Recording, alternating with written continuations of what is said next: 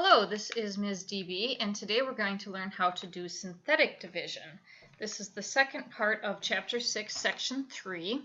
If you don't love long division, you'll probably really like this method. If you really like long division, then this is another way that you can divide polynomials a little bit quicker and check your answers. Synthetic division is, just like I said, a shortcut method of dividing polynomials. It works best when you are having a polynomial divided by a binomial like x plus 3 or x minus 7. And you only use the coefficients. Remember, coefficients are the numbers in front of the variables. In order for this to work, you have to have your polynomial written in standard form. You have to use a placeholder, a 0, for any missing terms. And the divisor must be in the form x minus a. All right, here are the steps that you do for synthetic division. First of all, you make sure that your polynomial is written in standard form with the variables in descending order of their exponents. Then you write the coefficients of the dividend, the polynomial you want to divide. So in this one, it's 2, 7, and 9. You put those in a row, and then you write a little box here like this. And inside the box, you put the opposite of the coefficient of your divisor. So in this one, they wanted to divide by x plus 2, so you have to put negative 2 in this little box. Then leave a space here. You're going to be filling this in and draw a horizontal line. All right, after you get that all set up, then you just drop down the first number 2, and you just put it down there. Okay, now we're ready to start multiplying. You take your 2 that you drop down, whatever that first coefficient was gets dropped down. You take this and you multiply it by your number in that little box. And you multiply those together, and that answer, that product, goes right here. So here's the negative 4. Then you add together the 7 plus negative 4 is 3. So now we have a 2 because we dropped that down. And now we have a 3. And now you're going to multiply again. And now you'll multiply the 3 by the negative 2. And you'll put that answer right here. And then, so 3 times negative 2 is negative 6. And then you take that sum, 9 plus negative 6, or 9 minus 6 is 3. This last, when you're all done, this you put a box around. This is part of your remainder. So now, if you started with x squared, then this will be x. And this is a positive number, so you'll put plus 3, and then you'll put plus 3 over x plus 2. So you can see that's how the answer goes. So these variables will be of descending order, and you'll start with one less power than your polynomial was at the beginning. All right, let's look at an example from start to finish. All right, first of all, we have to find what are we going to put in that little box. So we need the opposite of this. So the opposite of that would be 1/3. Now we set up the rest of the division. And that 1/3 goes in the box. And then we need, in the first row, 3 because of the x squared, 9, and negative 2. That has to be negative because there's a minus sign in front of it. All right, so we got that set up here. Now we are going to go ahead and get the rest of our things set up. We leave a space here, a line, and we draw a line. And now we bring down the first coefficient. The 3 just comes down and gets written down there. Now we start multiplying. So we start by multiplying 3 times 1/3, and that's 1. So then the 1 goes right here. And then we add 9 plus 1 is 10. So the 10 goes here. And now we multiply 10 times 1/3 is 10/3. So we put 10/3, which is the same as 3 1/3 here. And then we add negative 2 plus 3 1/3 is 1 1/3. Now that last value is the remainder. We started with x squared, so this is going to be 3x plus 10 plus 1 1/3 over x minus 1/3, because that was what we were dividing by in the first place. And then that's your answer. So you won't have fractions on your worksheet that you have to do, but it's not that big a deal doing fractions. You didn't have too much of a struggle there. Okay, here's a longer one. Let's look at this example. First, you have to figure out what's the opposite of plus 2. That's the number that goes on at the top left corner for your synthetic division. So we put the negative 2 up here, and then this is all the coefficients. So we need 3 for the x fourth, negative 1. If there's no number in front of a variable, you can put a 1. Now there's no x squared term.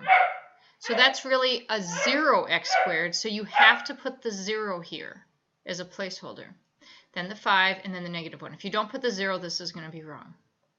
And then we leave a space, and then you put your line, your horizontal line, and then we bring down the 3. We drop the first one down.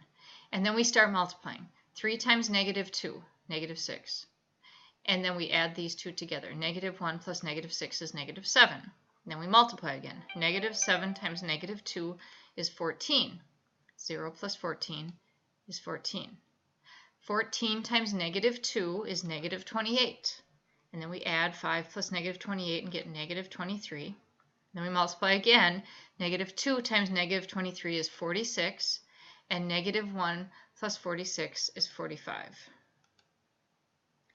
So now remember that we started with x to the fourth.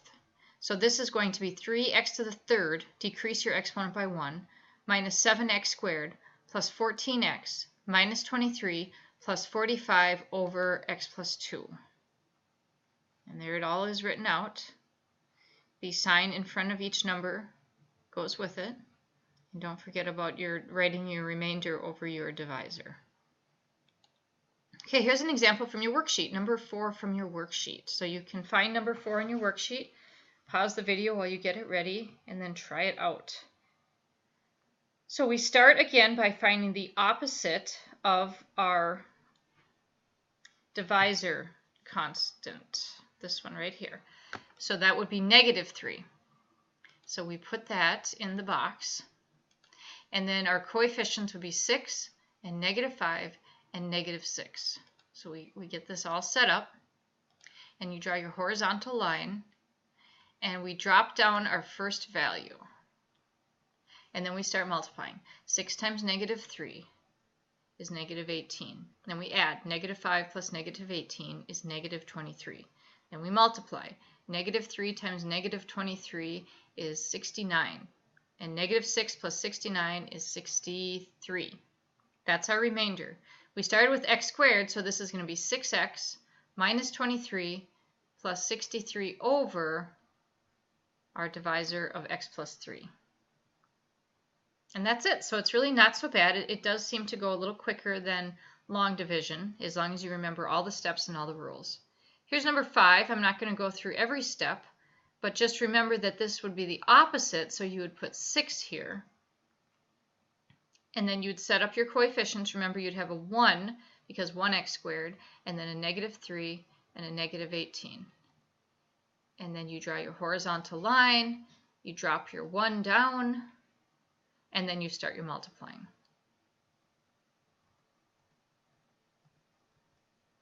Now in this one, there is no remainder. So your answer will just be 1x plus 3. And that one that had no remainder, that means something. You can use synthetic division to evaluate polynomials, so to solve for polynomials. It's called synthetic substitution. It's exactly the same as division, but the answer is interpreted differently. So what it means is the remainder is, okay, if the polynomial function is divided by x minus a, then the remainder r is p of a. So in this one, p of 3 equals 7 because we had 3. So that means the value at 3 is equal to 7. All right, use synthetic substitution to evaluate the polynomial for the given value. So it looks exactly the same, except we use the exact same number that they want us to plug in. We don't use the opposite. We use 2. A is 2. So if they want us to use synthetic substitution, keep the number as it is. Don't change the sign. The coefficients would be 2, 5, negative 1, and 7. Then you need your horizontal bar. We drop down the first one. We do exactly all the same steps. except for don't take the opposite sign if they tell you that x equals that number. And then 2 times 2 is 4, so that goes here. And then 5 plus 4 is 9. And then we multiply again. 9 times 2 is 18. Negative 1 plus 18 is 17. 17 times 2 is 34. 7 plus 34 is 41. What this means, what we were using as the remainder is now actually the value of this polynomial at 2. And you could do it. You could do this a long way. You could plug 2 in every time you see an x, and you'll get the same thing. So this would be 2 times 8, the first term. This would be 4 times 5. That's 20. Minus 2 plus 7. So this is 36 minus 2 is 34 plus 7. Yep, 41. So this is another way to substitute in a value using synthetic substitution. It can be a quicker way to find the value at a specific x value. Oh, they just checked it as well. Okay, here is when x is a fraction. Now you might think that that's trickier, and it probably would be trickier if we did it the regular way and plugged in negative 1/3 in for each x value. Let's try it with synthetic substitution. Don't use the opposite of a if they're telling you what a is equal to. They forgot the negative on there. And then here's our coefficients. There's no x squared term, so they put a 0 for x squared. And then we draw our bar, and we drop down the 6, and 6 times negative 1/3 is negative 2, and negative 25 plus negative 2 is negative 27, and negative 27 times negative 1/3 would be a positive 9, and 0 plus 9 is 9. Negative 1/3 times 9 would be negative 3. Negative 3 times negative 3 is negative 6. Negative 1/3 times negative 6 would be a positive 2, and then 5 plus 2 is 7. So we didn't have to do any exponents with fractions and negatives. We were just, all of these numbers ended up, when you multiplied by negative 1/3, it worked out evenly, and we got integer answers, and this was probably a lot quicker than doing it the other way. Okay, this is from your worksheet, so again, make sure you are following along on your worksheet. This one has no x term, so we will have to put a 0 in for that. We use the value negative 3. We don't change the sign because it says x equals negative 3. And then we put in 1, 3 for the x squared, 0 for the x term, and 4 for the constant. Drop the 1 down, and then start multiplying. 1 times negative 3 is negative 3, and we get 0. 0 times negative 3 is 0. 0 plus 0 is 0. 0 times negative 3 is 0. Again, another 0, and 4 plus 0 is 4. So the value at negative 3 for this polynomial is 4. And you can do this one the long way as well, the other way. One more example with a fraction. I'm not going to go through all the steps in this, but you can try this one on your own and then check and see if you get the same thing that this is getting. Boy, they did that one really quick. You could use this for geometry if you have the area of a rectangular prism, of one face of a rectangular prism, when the height is x plus 2, and the volume of the prism is x cubed minus x squared minus 6x. So basically you want to take x cubed minus x squared minus 6x and divide it by x plus 2. So using synthetic division, we can solve this and find that I think we get a 0 on this one. We can find that the height would be x squared minus 3x plus 0. Note that it's one exponent less than this one, so it's got to be 1x squared. Don't think that this is x minus 3. There's a couple of problems at the end of your worksheet that look like this. It says to write the original division problem. So if these are the coefficients, and I'm dividing by the opposite of this, I know that I will be dividing by x minus 2. And now we have to figure out, let's see, this would be the constant. That would be x squared, x cubed, x to the 4th.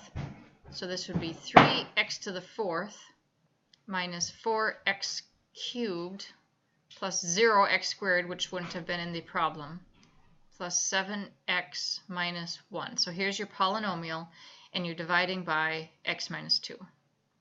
And then it just says to finish synthetic division to find the missing values.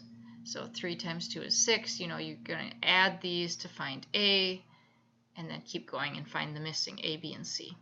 So that's what it means by write what the original division problem was. All right, that's it. Have fun doing synthetic division, and let me know if you have any questions. Thank you very much.